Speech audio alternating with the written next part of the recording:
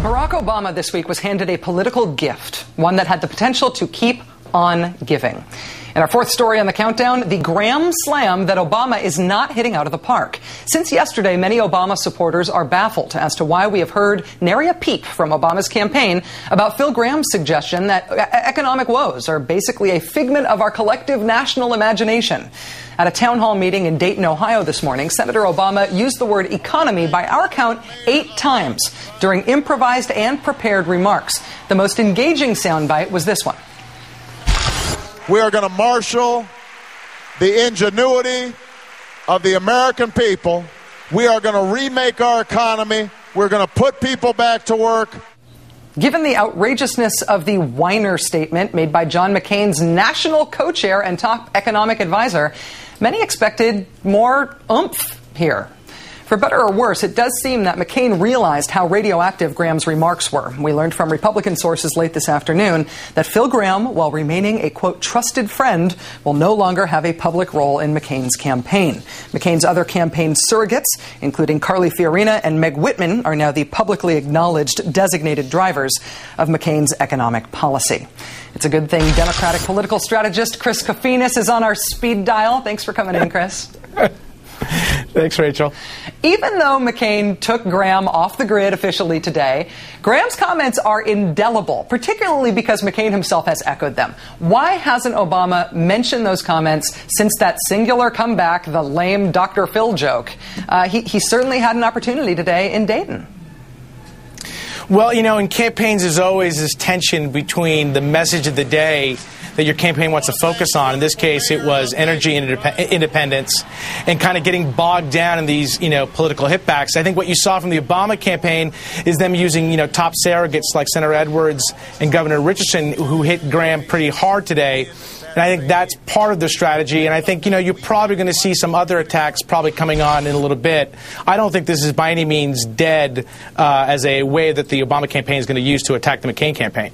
Well, that timing question is of issue here. Back in April, before the primary, when Obama made the unfortunate comment about Pennsylvanians being, quote, bitter, clinging to guns and religion, both McCain and Hillary Clinton seized on that comment by Obama immediately. And even as recently as this week, John McCain is still using the bitter thing. He's still going back and referencing that again. Chris, if you were advising Obama's campaign right now, would you tell them it is not too late to go back again to this Graham issue? Couldn't this be the sort of economic touchstone for Obama's attack on McCain for the whole campaign? Yeah, I mean, I would be, my advice to them would be to hit it hard and to hit it every single day. I mean, what I think is so telling about the Graham remarks is not simply that it was a surrogate that probably said one of the dumbest things I've ever heard in my years in politics. It goes to the heart of the fundamental difference between these two candidates. I mean, Phil Graham comes from the Marie Antoinette School of Economics.